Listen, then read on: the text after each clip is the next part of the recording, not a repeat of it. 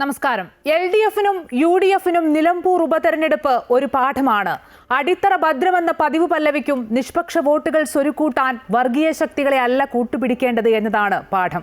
മതനിരപേക്ഷ ശക്തികൾക്ക് വാതിൽ തുറന്നു തന്നെ ഇടണമെന്ന പാഠവുമുണ്ട്. നിലമ്പൂർ ഒരു സൂചികയാണ്. എങ്ങനെ തയ്യാറെടുക്കണം, ആരെയൊക്കെ ചേർത്ത് പിടിക്കണമെന്നതിന്.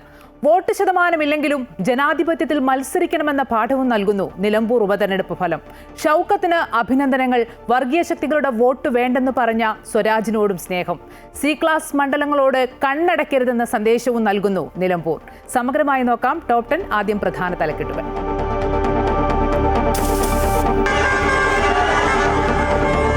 നിലമ്പൂരിൽ വമ്പൻ വിജയവുമായി ആര്യാടൻ ഷൗക്കത്ത്. മണ്ഡലം തിരിച്ചുപിടിച്ച് UDF 11,077 വോട്ടിന്റെ ഭൂരിപക്ഷം. സ്വന്തം പഞ്ചായത്തിലും നേട്ടമുണ്ടാക്കാതെ M സ്വരാജ് 19,760 വോട്ട് നേടി കരുത്തറിയിച്ച് PV അൻവർ. വോട്ട് നിലനിർത്തി BJP.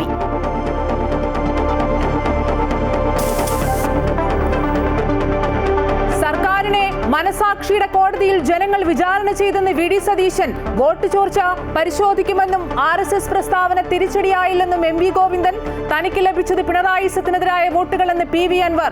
പിണറായി ഭരണത്തിനെതിരെയുള്ള ജനങ്ങളുടെ വിജയമെന്ന് ആര്യാടൻ ഷൗക്കത്ത്. ഭരണവിരുദ്ധ വികാരമല്ലെന്ന് M സ്വരാജ്.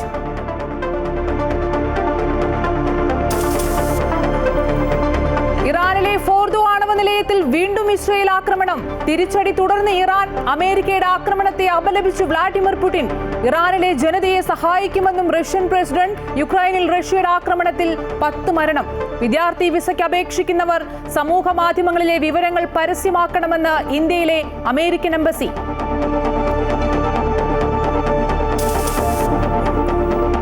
പ്രധാനമന്ത്രി നരേന്ദ്രമോദിയെ വീണ്ടും പുകഴ്ത്തി ശശി തരൂർ. മോദിയുടെ ഊർജ്ജം സമാനതകളില്ലാത്തതെന്നും ആഗോള വേദിയിൽ മോദി ഇന്ത്യയുടെ സ്വത്തൊന്നും ലേഖനം. തരൂരിന്റെ ലേഖനം പങ്കുവച്ച് പ്രധാനമന്ത്രിയുടെ ഓഫീസ്.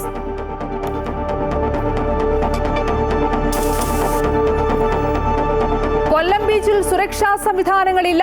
അപകടങ്ങൾ പതിവാകുമ്പോഴും ആവശ്യമായ ജീവൻ രക്ഷാ ഉപകരണങ്ങളില്ല. Top 10 special.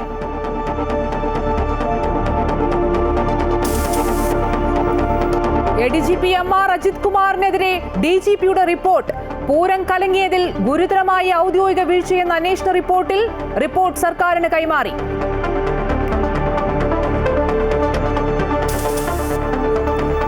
അഹമ്മദാബാദ് വിമാന ദുരന്തത്തിൽ മരിച്ച മലയാളി നഴ്സ് രഞ്ജിതയുടെ മൃതദേഹം തിരിച്ചറിഞ്ഞു. മൃതദേഹം നാളെ നാട്ടിലെത്തിക്കും. സംസ്കാരം വൈകിട്ട് പത്തനംതിട്ടയിലെ വീട്ടുവളപ്പിൽ.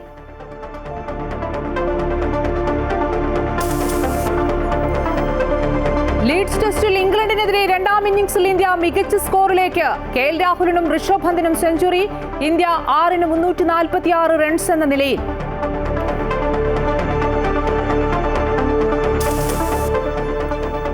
ലഹരി കേസിൽ തമിഴ് നടൻ ശ്രീകാന്ത് ചെന്നൈയിൽ അറസ്റ്റിൽ. ശരീരത്തിൽ ലഹരിയുടെ സാന്നിധ്യം കണ്ടെത്തി. കൂടുതൽ സിനിമാ പ്രവർത്തകരിലേക്കും അന്വേഷണം.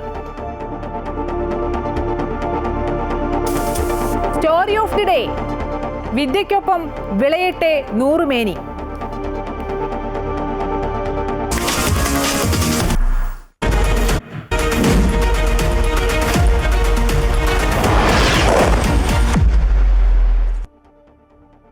ആവേശ പോരാട്ടത്തിനൊടുവിൽ നിലമ്പൂരിൽ മിന്നു വിജയം നേടി ആര്യാടൻ ഷൗക്കത്ത്. 11,077 വോട്ടിനാണ് ആര്യാടൻ ഷൗക്കത്ത് വിജയിച്ചത്.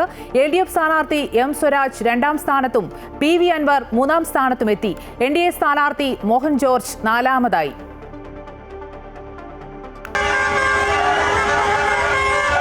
ആരോപണ പ്രത്യാരോപണങ്ങൾ നിറഞ്ഞു നിന്ന നിലമ്പൂർ മണ്ഡലത്തിൽ CPM സ്ഥാനാർത്ഥി M സ്വരാജിനെ 11,077 വോട്ടുകൾക്ക് തോൽപ്പിച്ചാണ് നിലമ്പൂരിൽ ആര്യാടൻ ഷൗക്കത്ത് വിജയക്കൊടി പാറിച്ചത്. ആകെ പോൾ ചെയ്ത വോട്ടിൽ 77,737 വോട്ടുകളാണ് ആര്യാടൻ ഷൗക്കത്ത് സ്വന്തമാക്കിയത്. പാർട്ടി ചിഹ്നത്തിൽ M സ്വരാജിനെ നിർത്തിയിട്ടും സ്വന്തം പഞ്ചായത്തിൽ ഉൾപ്പെടെ CPM പിന്നോട്ട് പോയി. 66,667 വോട്ടുകൾ M സ്വരാജ് നേടിയപ്പോൾ CPM-ന് വേണ്ടി 2 തവണ മണ്ഡലം കൈപ്പിടിയിലൊതുക്കിയ PV അൻവർ 19,760 വോട്ടുകൾ സ്വന്തമാക്കി. അൻവറിന്റെ വോട്ടുകൾ തന്നെയാണ് UDF-ന്റെ വിജയത്തിൽ നിർണായകമായത്. 8,648 വോട്ടുകളാണ് 4ാമതെത്തിയ NDA സ്ഥാനാർത്ഥി മോഹൻ ജോർജ് നേടിയത്. 7 പഞ്ചായത്തുകളും 1 മുനിസിപ്പാലിറ്റിയും അടങ്ങുന്ന നിലമ്പൂർ മണ്ഡലത്തിൽ കരുളായി ഒഴികെ എല്ലായിടത്തും UDF ആണ് മേൽക്കൈ നേടിയത്. വഴിക്കടവ് 1829, മൂത്തേട ആര്യടം 2067, എടക്കര 1170, പോത്തുകൽ 307, ചുങ്കത്തറ 1287, നിലമ്പൂർ മുനിസിപ്പാലിറ്റി 3967, അമരമ്പലം 704 എന്നിങ്ങനെയാണ് UDF ലീഡ് നേടിയത്. കരുളായിൽ 118 വോട്ടിന്റെ ലീഡ് LDF സ്വന്തമാക്കി. CPM ഭരിക്കുന്ന പോത്തുകല്ലും അമരമ്പലവും നിലമ്പൂർ മുനിസിപ്പാലിറ്റിയും UDF-നൊപ്പമാണ് നിലകൊണ്ടത്. UDF ഭരണത്തിലുള്ള കരുളായി LDF സ്വന്തമാക്കിയത് വലിയ ചർച്ചയായിട്ടുണ്ട്. 19 റൗണ്ട് വോട്ടെണ്ണിയപ്പോൾ 9, 16, 18 റൗണ്ടുകളിൽ മാത്രമാണ് സ്വരാജ് ലീഡ് ചെയ്തത്. ജമാഅത്തെ ഇസ്ലാമി സഹകരണവും മലപ്പുറം പരാമർശവും ഒക്കെയാണ് നിലമ്പൂരിൽ നിറഞ്ഞു നിന്നത്. സർക്കാർ വിരുദ്ധ വികാരം ഏഷ്യയിലെന്ന് LDF ആവർത്തിക്കുന്നുണ്ടെങ്കിലും പഞ്ചായത്തുകളിലുണ്ടായ പിന്നോട്ട് പോക്ക് സർക്കാരിന്റെ നിലപാടുകൾക്കേറ്റ തിരിച്ചടിയായി തന്നെ കണക്കാക്കണം. അമൃത ന്യൂസ്, നിലമ്പൂർ. വോട്ടെണ്ണലിന്റെ തുടക്കം മുതൽ ആര്യാടൻ ഷൗക്കത്തിന്റെ വിജയക്കുതിപ്പാണ് കണ്ടത്. കൂടുതൽ വിശദാംശങ്ങളുമായി KK പ്രശാന്ത് ചേരുന്നുണ്ട്. പ്രശാന്ത്, പറഞ്ഞ പോലെ തന്നെ വഴിക്കടവ് മുതൽ അമരമ്പലം വരെ UDF-ന്റെ വ്യക്തമായ മേൽക്കൈയാണ് ഒരു പഞ്ചായത്ത് ഒഴികെ ബാക്കിയിടങ്ങളിലെല്ലാം കണ്ടത്. 20,000-നടുത്ത് വോട്ടുകൾ PV അൻവർ പിടിച്ചപ്പോഴും ഒരു തവണ പോലും UDF സ്ഥാനാർത്ഥിക്ക് വെല്ലുവിളി ഉയർത്താൻ LDF സ്ഥാനാർത്ഥിയായ M സ്വരാജിന് കഴിഞ്ഞില്ല. എങ്ങനെ വിലയിരുത്താം? അമ്പലി വലിയ ആത്മവിശ്വാസത്തോടുകൂടി LDF മണ്ഡലത്തിൽ സജീവമായി പ്രചരണത്തിലുണ്ടായിരുന്നെങ്കിലും പക്ഷേ വോട്ടെണ്ണി തുടങ്ങുന്ന ഒരു ഘട്ടത്തിൽ പോലും അതിൻ്റെ ഒരു ചാഞ്ചാട്ടം അല്ലെങ്കിൽ അതിൻ്റെ ഒരു സൂചനകൾ തന്നെ പുറത്തു വന്നു പറയാൻ കഴിയില്ല. പോസ്റ്റൽ വോട്ടുകൾ എണ്ണി തുടങ്ങുമ്പോൾ 18 വോട്ടിൻ്റെ ലീഡാണ് ആദ്യം UDF സ്ഥാനാർത്ഥിക്കുണ്ടായത്. പിന്നീട് അങ്ങോട്ട് അത് തുടർന്നു പോകുന്ന ഒരു കാഴ്ച തന്നെയാണ് നമുക്ക് കാണാൻ കഴിയുന്നത്. ഒരു ഘട്ടത്തിലും സ്വരാജ് ആദ്യ മണിക്കൂറുകളിലൊന്നും തന്നെ സ്വരാജിന് മുന്നിലെത്താൻ കഴിഞ്ഞില്ല. വളരെ കൃത്യമായ ആധിപത്യം ആര്യാടൻ ഷൗക്കത്ത് നേടുന്നത് നമ്മൾ കണ്ടതാണ്. അത് പിന്നീട് അങ്ങോട്ട് തുടർന്നു പോകുന്ന ഒരു സാഹചര്യം തന്നെയാണ് ഉണ്ടായത്. 3 തവണ, അതായത് 19 റൗണ്ടുകളാണ് വോട്ടെണ്ണിയതെങ്കിൽ അതിൽ 3 തവണ മാത്രമാണ് ആകെ സ്വരാജിന് ഒരു ലീഡ് നേടാൻ കഴിഞ്ഞത്. സ്വരാജിൻ്റെ പഞ്ചായത്തിലും ബൂത്തിലും ഒക്കെ തന്നെ ഷൗക്കത്ത് ലീഡ് ചെയ്യുമ്പോൾ അടിത്തട്ട് മുതൽ വളരെ കൃത്യമായി തന്നെ സർക്കാരിനെതിരായ നിലപാടുകൾ ഏറ്റവും പ്രധാനമായി തെളിഞ്ഞു കണ്ടു എന്ന് തന്നെ നമുക്ക് പറയേണ്ടി വരും.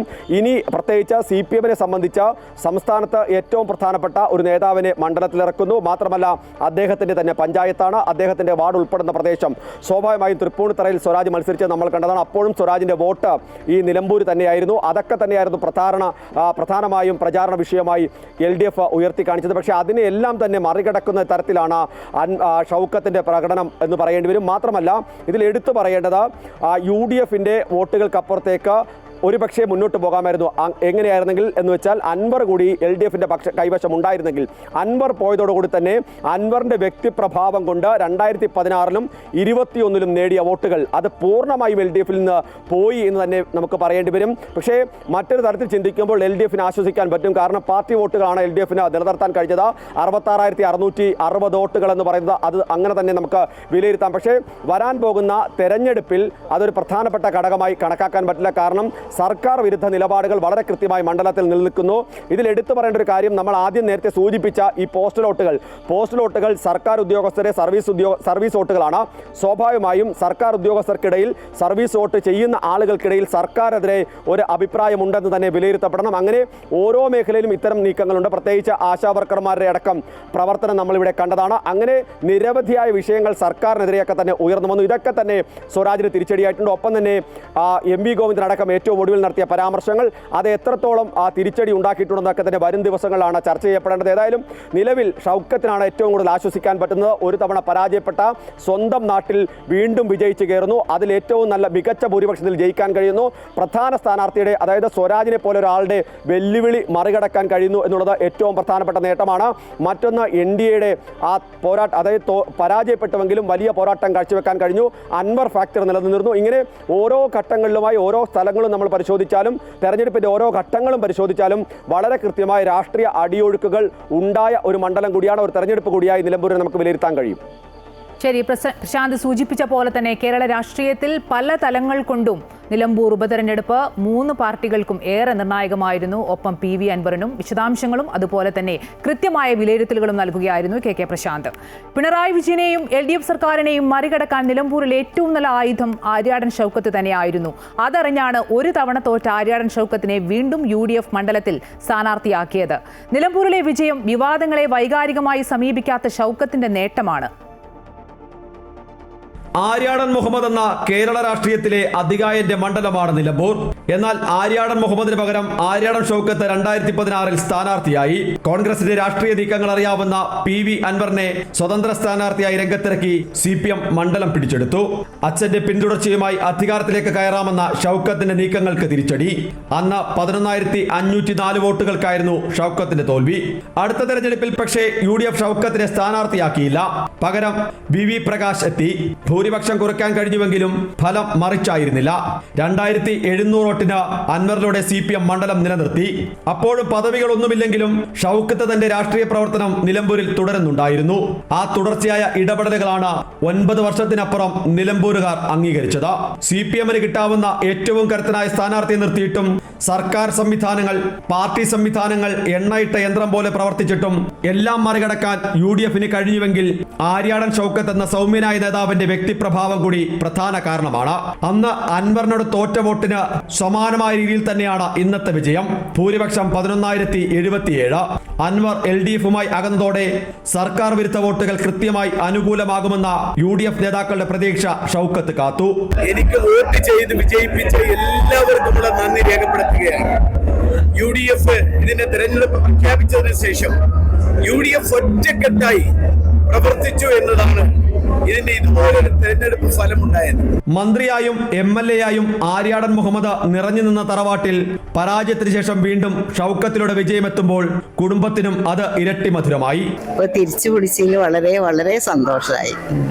അപ്പാക്കും അതിപ്പോ തിരിച്ചു പിടിക്കണം എന്നുള്ള ഒരാഗ്രഹം ഉണ്ടായിരുന്നു. അതിപ്പോ സഫലമായി. നിലമ്പൂർ തിരിച്ചു പിടിക്കാനായത് തന്നെയാണ് ഏറ്റവും വലിയ സന്തോഷം. എല്ലാവർക്കും വിശ്വാസം ഉണ്ടായിരുന്നു വിജയിക്കുന്നുള്ളത്. എല്ലാവർക്കും നന്ദി, വോട്ട് ചെയ്തു എല്ലാവർക്കും. വ്യക്തിപരമായ ഒരുപാട് ആക്രമണങ്ങൾ നേരിട്ടാണ് ഇന്ന് കാണുന്ന വിജയത്തിലേക്ക് ഷൗക്കത്ത് എത്തിയത്. ആരോപണങ്ങളും വിമർശനങ്ങളും നിരവധി നേരിട്ടു. മറുപടി UDF നേതാക്കൾ പറയുമെന്ന് മാത്രമായിരുന്നു ഷൗക്കത്തിന്റെ നിലപാട്.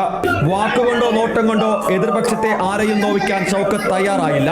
ആ സൗമ്യതയ്ക്ക് കിട്ടിയ അംഗീകാരം കൂടിയാണ് നിയമസഭ ഉപതെരഞ്ഞെടുപ്പ് ഫലം. അമൃത ന്യൂസ്, നിലമ്പൂർ. നിലമ്പൂർ ഉപതെരഞ്ഞെടുപ്പിൽ LDFന് തിരിച്ചടി. ആകെ 66,660 വോട്ടുകൾ നേടിയ LDFന് 11,077 വോട്ടുകൾക്കാണ് സിറ്റിംഗ് സീറ്റ് നഷ്ടമായത്.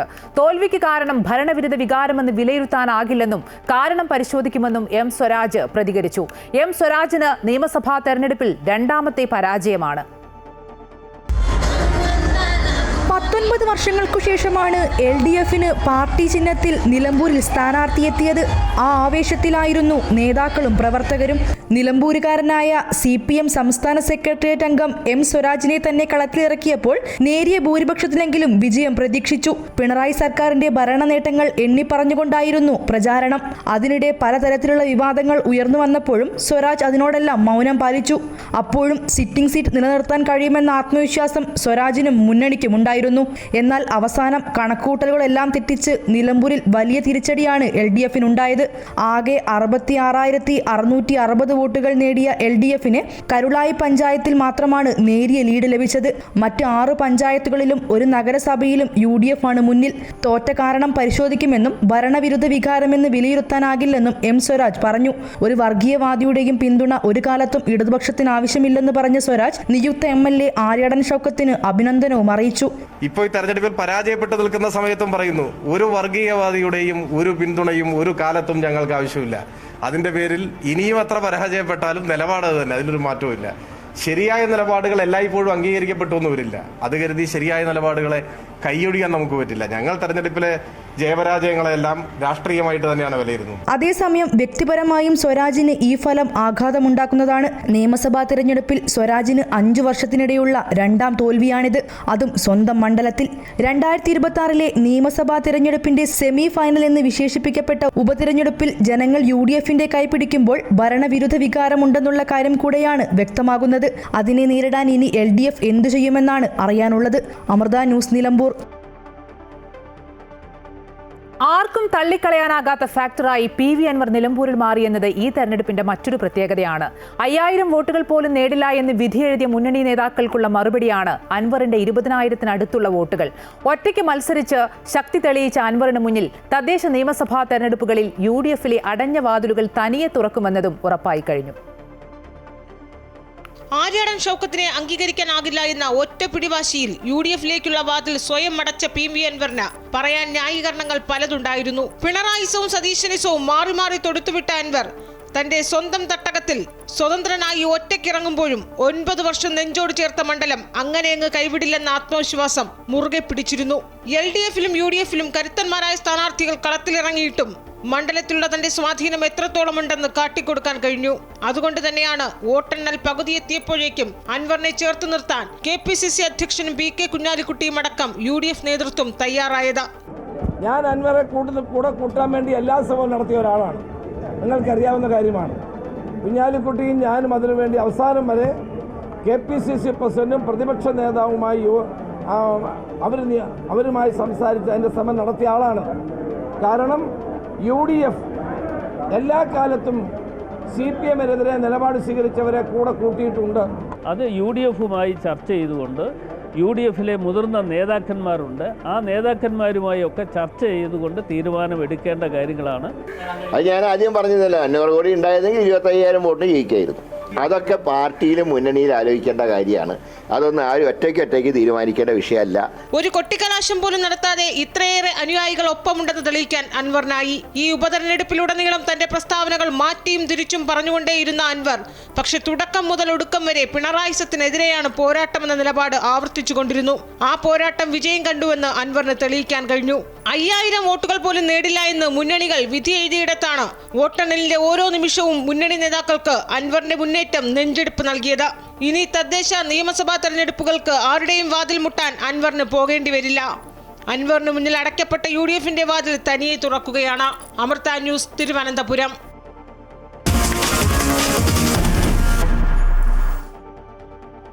നിലമ്പൂരിലേത് ടീം UDF-ന്റെ വിജയമാണെന്ന് പ്രതിപക്ഷ നേതാവ് VD സതീശൻ. അടുത്ത നിയമസഭാ തെരഞ്ഞെടുപ്പിൽ 100-ലധികം സീറ്റുകളുമായി UDF തിരിച്ചുവരും. LDF സർക്കാരിനോട് കേരളത്തിലെ ജനങ്ങൾക്ക് വെറുപ്പാണെന്നും VD സതീശൻ പ്രതികരിച്ചു.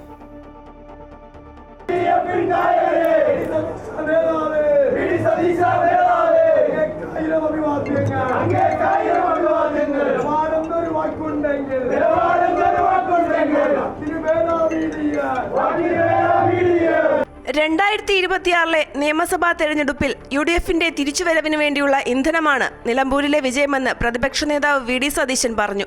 ആര്യാടൻ ഷൗക്കത്തിന്റെ മികച്ച വിജയം ടീം UDF-ന്റെ ഒറ്റക്കെട്ടായുള്ള പ്രവർത്തനത്തിന്റെ ഫലമാണ്. ജനങ്ങളുടെ വിശ്വാസം UDF സംരക്ഷിക്കും. ജനങ്ങൾക്ക് നൽകിയ വാക്ക് പാലിക്കാൻ ശ്രമിക്കുമെന്നും VD സതീശൻ വ്യക്തമാക്കി.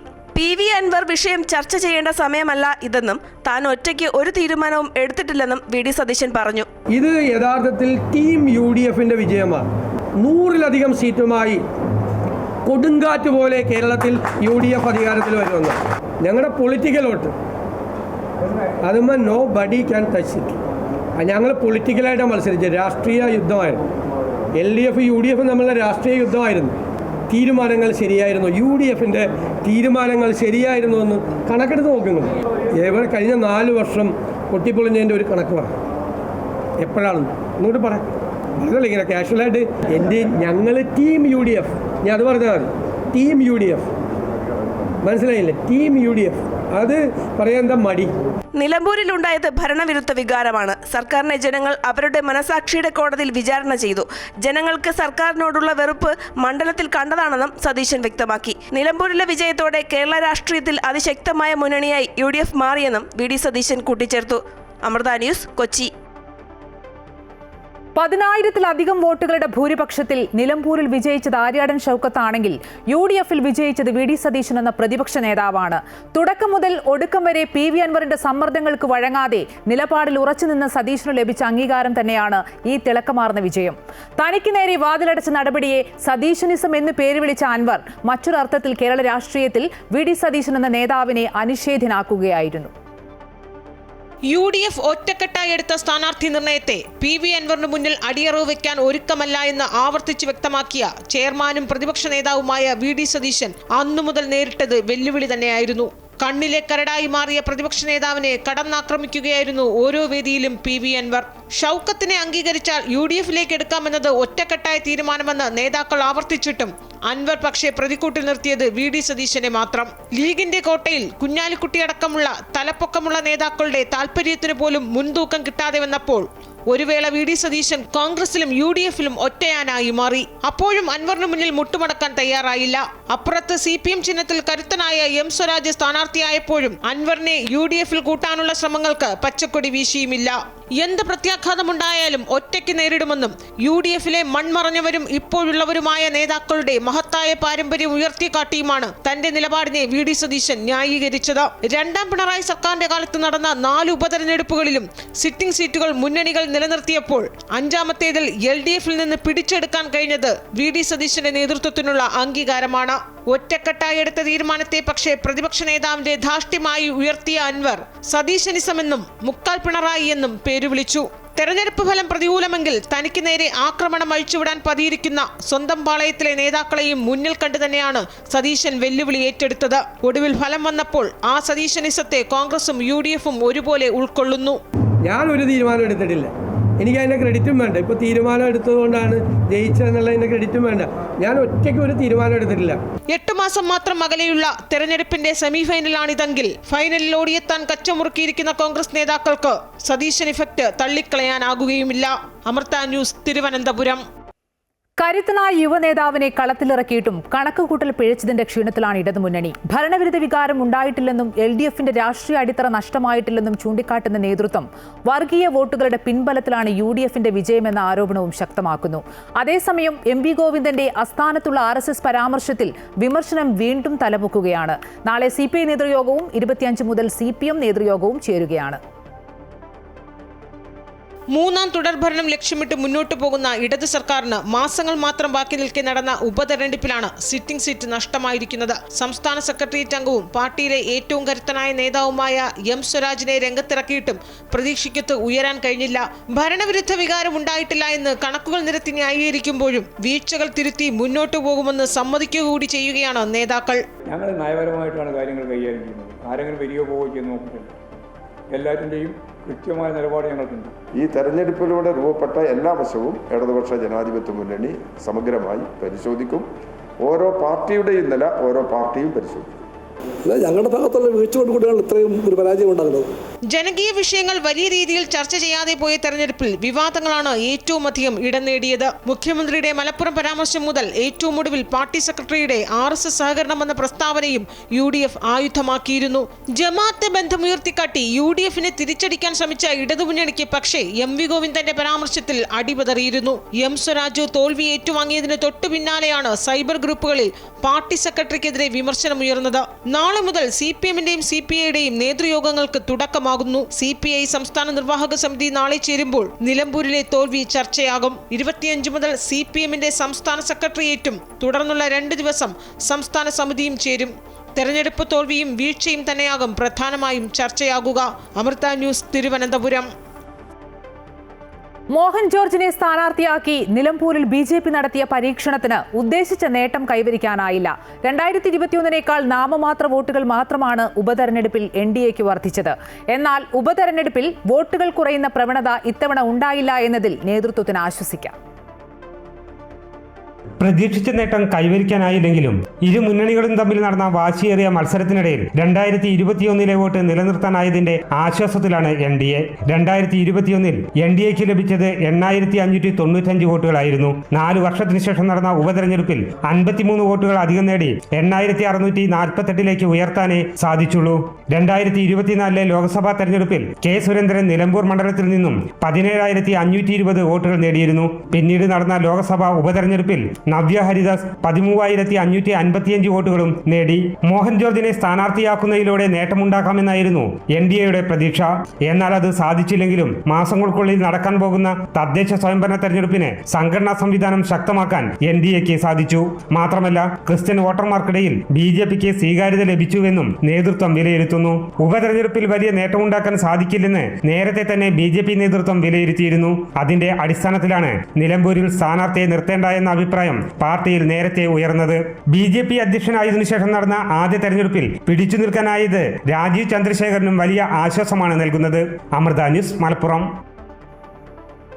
നിലമ്പൂരിലെ യുഡിഎഫിന്റെ വിജയം രാഷ്ട്രീയ വിജയമല്ലെന്ന് ബിജെപി നേതാവ് എം.ടി. രമേശ്. സംസ്ഥാന സർക്കാരിനും സിപിഎമ്മിനുമെതിരായ അതിശക്തമായ ജനവികാരം നാട്ടിലുടനീളം പ്രതിഫലിച്ചിട്ടും യുഡിഎഫിന് അത് ഉപയോഗിക്കാൻ സാധിച്ചിട്ടില്ലെന്ന് അദ്ദേഹം വിമർശിച്ചു. 2021 വോട്ട് പിടിക്കാൻ എൻഡിഎക്ക് സാധിച്ചുവെന്നും എൻഡിഎക്ക് വോട്ട് ചെയ്ത നിലമ്പൂരിലെ ജനങ്ങൾക്ക് നന്ദിയെന്നും എം.ടി. രമേശ് കൂട്ടിച്ചേർത്തു. കേരളത്തിലെ ഭരണ പ്രതിപക്ഷ മുന്നണികൾക്കെതിരായിട്ടുള്ള ജനവികാരം പ്രതിഫലിക്കുന്ന ഒരു ഫലമാണ് പുറത്തു വന്നിട്ടുള്ളത്. സാങ്കേതികമായി UDF ജയിച്ചു എന്ന് അവകാശപ്പെടുമ്പോഴും UDFൻ്റെത് ഒരു രാഷ്ട്രീയ വിജയമായി അവപോലും സമ്മതിക്കുമെന്ന് എനിക്ക് തോന്നുന്നില്ല. സംസ്ഥാന സർക്കാരിനും ആ സർക്കാരിന് നേതൃത്വം കൊടുക്കുന്ന CPM-നുമെതിരായി ചരിത്രത്തിൽ ഇതുവരെ ഇല്ലാത്ത അതിശക്തമായിട്ടുള്ള ജനവികാരം നാട്ടിലുടനീളം പ്രതിഫലിക്കുമ്പോഴും ആ ജനവികാരത്തെ പ്രയോജനപ്പെടുത്താൻ മുഖ്യ പ്രതിപക്ഷ കക്ഷിയായിട്ടുള്ള UDF-ന് സാധിച്ചില്ല എന്നുള്ളത് പൊതുവികാരം UDF രാഷ്ട്രീയത്തിനും എതിരാണ് എന്നുള്ളതിൻ്റെ കൃത്യമായിട്ടുള്ള സൂചനയാണ്. ഞങ്ങൾക്ക് 2021 അപേക്ഷിച്ച് നിലമ്പൂരിൽ വോട്ട് വർദ്ധിപ്പിക്കാൻ വേണ്ടി സാധിച്ചു. നിലമ്പൂരിൽ ആര് വിജയിക്കുമെന്ന് അമൃത ന്യൂസിനോട് കൃത്യമായി പ്രവചിച്ച ഒരാളുണ്ട്, ഗോപാലകൃഷ്ണൻ മാഷ്. ഇതുമായി ബന്ധപ്പെട്ട് അമൃത ന്യൂസിൽ പോയ ആ പഴയ റിപ്പോർട്ട് ഒരിക്കൽ കൂടി കാണാം. അൻവർ ഇഫക്റ്റിൽ നടക്കുന്ന നിലമ്പൂർ ഉപതെരഞ്ഞെടുപ്പിൽ UDF LDF മുന്നണികൾ അഭിമാന പോരാട്ടം നടത്തിയ ശേഷം ഫലം കാത്തിരിക്കുകയാണ്. ഫലമറിയാൻ മണിക്കൂറുകൾ മാത്രം ശേഷിക്കുമ്പോഴാണ് 13 തവണ ലോക്സഭാ നിയമസഭാ തെരഞ്ഞെടുപ്പുകളുടെ ഫലം 85% വോട്ടുകൾ സഹിതം പ്രവചിച്ച N. ഗോപാലകൃഷ്ണൻ മാഷ് ഇത്തവണയും പ്രവചനം നടത്തിയത്. UDF സ്ഥാനാർത്ഥി ആര്യാടൻ ഷൗക്കത്ത് വിജയിക്കും. അദ്ദേഹത്തിന് 75,000 മുതൽ 77,000 വരെ വോട്ടും, CPM സ്ഥാനാർത്ഥി സ്വരാജിന് 65,000 മുതൽ 67,000 വരെ വോട്ടും ലഭിക്കും. BJP സ്ഥാനാർത്ഥിക്ക് 6,000 മുതൽ 7,500 വരെ വോട്ട് കിട്ടും. ഷൗക്കത്തിൻ്റെ ലീഡ് 8,000 മുതൽ 12,000 വരെ ആയിരിക്കും. കഴിഞ്ഞ 50 വർഷമായി നടത്തിയ രാഷ്ട്രീയ നിരീക്ഷണത്തിന്റെയും കണക്കുകൂട്ടലുകളുടെയും ബലത്തിലാണ് പ്രവചനം. ഇടതു വലതു മുന്നണികളുടെ വിജയം ഏറെക്കുറെ കൃത്യമായി പ്രവചിക്കാനും ഇദ്ദേഹത്തിന് കഴിഞ്ഞിട്ടുണ്ട്. ഉമ്മൻചാണ്ടിയുടെ നേതൃത്വത്തിൽ കോൺഗ്രസ് ഗവൺമെൻറ് ഉണ്ടാകുമെന്നും ആണ് പ്രൊഡിക്റ്റ് ചെയ്തിരുന്നത്. മുസ്ലിം ലീഗിന് 20 സീറ്റ് പ്രൊഡിക്റ്റ് ചെയ്തിരുന്നു, 20 കിട്ടി. പറഞ്ഞ സീറ്റുകൾ തന്നെ ഒരു മാറ്റവും വരാത്ത. 2006 അച്യുതാനന്ദൻ മന്ത്രിസഭ ഉണ്ടാക്കിയപ്പം LDF-ന് 97 സീറ്റ് പ്രൊഡിക്റ്റ് ചെയ്തു, 98 വന്നു. അത് സീറ്റ് പോലും 140, 119 സ്ഥലത്തെ പറഞ്ഞു തന്നെ വന്നു. പിന്നെ ചിലത് അങ്ങോട്ടും ഇങ്ങോട്ടും മാറുമ്പോൾ എണ്ണത്തിൽ വ്യത്യാസം വരത്തില്ല. പ്രവചനം കൃത്യമായതിനാൽ തന്നെ പാർട്ടി അനുഭാവികളിൽ നിന്നും ഭീഷണിയും അഭിനന്ദനവും എത്താറുണ്ടെന്ന് അദ്ദേഹം പറയുന്നു. കണക്കുകളുടെയും വിലയിരുത്തലുകളുടെയും അടിസ്ഥാനത്തിലാണ് ഗോപാലകൃഷ്ണൻ സാർ തെരഞ്ഞെടുപ്പിന്റെ ഫലം പ്രവചിക്കുന്നത്. അതുകൊണ്ട് തന്നെ 90% അത് അങ്ങനെ തന്നെ ആവുകയും ചെയ്യും. നിലമ്പൂരിലും സാറിന്റെ പ്രവചനം ശരിയാകുമെന്നാണ് പ്രതീക്ഷിക്കുന്നത്. ക്യാമറമാൻ വിഷ്ണുവിനൊപ്പം രജിത് കുമാർ, അമൃത ന്യൂസ്, തിരുവനന്തപുരം.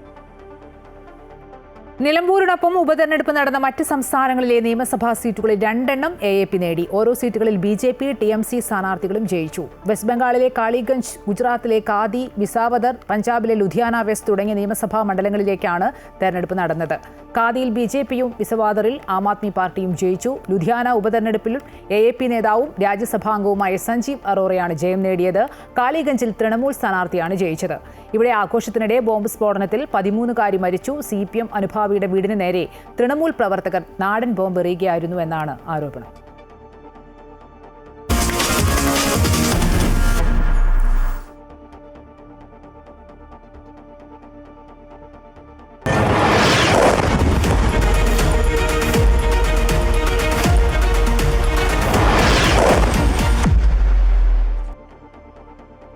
ഇറാന്റെ ശത്രുക്കൾക്ക് ശക്തമായ ശിക്ഷ നൽകുമെന്ന് പരമോന്നത നേതാവ് ആയത്തുള്ള അലി ഖമേനി. അമേരിക്കൻ ആക്രമണത്തിന് പിന്നാലെ ഇറാനിലെ ഫോർദോ ആണവ നിലയത്തിന് നേരെ വീണ്ടും ഇസ്രയേൽ ആക്രമണം നടത്തി.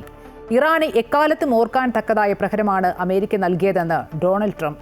അമേരിക്കയുടെ ആക്രമണത്തെ അപലപിച്ച റഷ്യൻ പ്രസിഡന്റ് വ്ളാഡിമിർ പുടിൻ ഇറാനിലെ ജനതയെ സഹായിക്കുമെന്നും പറഞ്ഞു. ഇറാനിലെ ആണവ കേന്ദ്രങ്ങളിലെ ആക്രമണങ്ങൾക്ക് ശേഷമാണ് യുഎസിന് ആയത്തുള്ള അലി ഖമേനി ശക്തമായ മുന്നറിയിപ്പ് നൽകിയത്. ഇറാന്റെ ശത്രുക്കൾക്ക് ശക്തമായ ശിക്ഷ നൽകുമെന്ന് പരമോന്നത നേതാവ്. ഇറാനിൽ നിന്ന് ഇസ്രായേലിലേക്ക് 15 ബാലിസ്റ്റിക് മിസൈലുകൾ വിക്ഷേപിച്ചതായി സൂചന. 40 മിനിറ്റിനുള്ളിൽ ഒന്നിലധികം തവണ മിസൈലുകൾ വിക്ഷേപിച്ചതായും ഇത് ഏറ്റവും ദൈർഘ്യമേറിയ ഇറാനിയൻ മിസൈൽ ആക്രമണങ്ങളിൽ ഒന്നാണെന്നുമാണ് വിവരം. ഫോർദോ, ഇസ്ഫഹാൻ, നദാൻസ് എന്നിവിടങ്ങളിലെ 3 ഇറാനിയൻ ആണവ കേന്ദ്രങ്ങളിലും US വൻതോതിലുള്ള വ്യോമാക്രമണമാണ് കഴിഞ്ഞ ദിവസം നടത്തിയത്. അതിനിടെ US ആക്രമണത്തിന്റെ തുടർച്ചയായി ഇറാന്റെ ഫോർദോ ആണവ കേന്ദ്രം ഇസ്രായേൽ വീണ്ടും ആക്രമിച്ചു. ഇറാനിലെ 6 വിമാനത്താവളങ്ങളിൽ ആക്രമണം നടത്തിയതായി ഇസ്രായേൽ സൈന്യവും വ്യക്തമാക്കുന്നു. പടിഞ്ഞാറൻ, കിഴക്കൻ, മധ്യഭാഗങ്ങളിലുള്ള വിമാനത്താവളങ്ങളിലാണ് ആക്രമണം നടന്നത്. ഇറാന് എക്കാലത്തും ഓർക്കാൻ തക്കതായ പ്രഹരമാണ് അമേരിക്ക നൽകിയതെന്നാണ് ഡൊണാൾഡ് ട്രംപിന്റെ പ്രതികരണം. ഭൂമിക്കടിയിൽ ആഴത്തിലാണ് നാശനഷ്ടങ്ങൾ ഉണ്ടായിരിക്കുന്നതെന്ന് ട്രംപ് വ്യക്തമാക്കി. ഇറാൻ സമാധാന ശ്രമങ്ങൾ ഉടൻ നടത്തിയില്ലെങ്കിൽ വീണ്ടും ആക്രമിക്കുമെന്ന ഭീഷണിയും ട്രംപ് നൽകിയിട്ടുണ്ട്. സമാധാനത്തിലേക്ക് എത്താൻ ഇറാൻ തയ്യാറാകാത്ത പക്ഷം മറ്റ് കേന്ദ്രങ്ങൾ കൂടി ആക്രമിക്കപ്പെടുമെന്നും ട്രംപ് ഇറാന് മുന്നറിയിപ്പ് നൽകി. അതിനിടെ ഇറാൻ വിദേശകാര്യമന്ത്രി റഷ്യൻ പ്രസിഡന്റുമായി കൂടിക്കാഴ്ച നടത്തി. News desk, Amrita news. ഉക്രൈനിൽ ശക്തമായ ആക്രമണം നടത്തി റഷ്യ. 10 പേർ കൊല്ലപ്പെട്ടതായി റിപ്പോർട്ട്. കീവിലുണ്ടായ ആക്രമണത്തിൽ 7 പേർ കൊല്ലപ്പെട്ടു, 22-ലേറെ പേർക്ക് പരിക്കേറ്റു. ജനവാസ മേഖലയിലാണ് റഷ്യ ആക്രമണം നടത്തിയത് എന്ന് ഉക്രൈൻ ആരോപിച്ചു. 352 ഡ്രോണുകളും 11 ബാലിസ്റ്റിക് മിസൈലുകളും 5 ക്രൂയിസ് മിസൈലുകളും റഷ്യ പ്രയോഗിച്ചതായി ഉക്രൈൻ വ്യോമസേന അറിയിച്ചു. 339 ഡ്രോണുകളും 15 മിസൈലുകളും ലക്ഷ്യത്തിലെത്തുന്നതിന് മുമ്പ് പ്രതിരോധിച്ചുവെന്ന് ഉക്രൈനും വ്യക്തമാക്കി.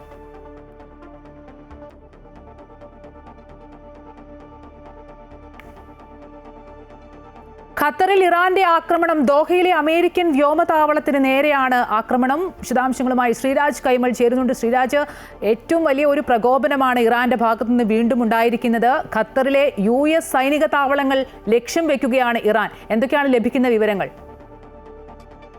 തീർച്ചയായും സൂചിപ്പിച്ചതുപോലെ ഇറാനിലെ ആണവ കേന്ദ്രങ്ങൾക്ക് നേരെ അമേരിക്കയുടെ ആക്രമണത്തിന് പിന്നാലെ തന്നെ GCC രാജ്യങ്ങളെല്ലാം തന്നെ അതീവ ജാഗ്രതയിൽ തന്നെ ആയിരുന്നു. നിലവിൽ നമുക്ക് വാർത്താ ഏജൻസികളും അൽജസീറ ഉൾപ്പെടെയുള്ള മാധ്യമങ്ങളും നൽകുന്ന വിവരങ്ങൾ അനുസരിച്ച് ഖത്തറിലെ US സൈനിക ക്യാമ്പ് ഇറാൻ ആക്രമിച്ചതായാണ് റിപ്പോർട്ട് നമുക്ക് ലഭിക്കുന്നതിന്റെ കൂടുതൽ വിശദാംശങ്ങൾ ലഭിച്ചു വരുന്നതേ ഉള്ളൂ. ഖത്തറിൽ നിന്ന് നമുക്ക് പ്രാദേശികമായി അവിടെ താമസിക്കുന്ന ചില ആളുകളുമായി ബന്ധപ്പെട്ടപ്പോഴും അവിടെ സ്ഫോടന ശബ്ദം കേട്ടതായുള്ള വിവരങ്ങളൊക്കെ നമുക്ക് ലഭിക്കുന്നുണ്ട്.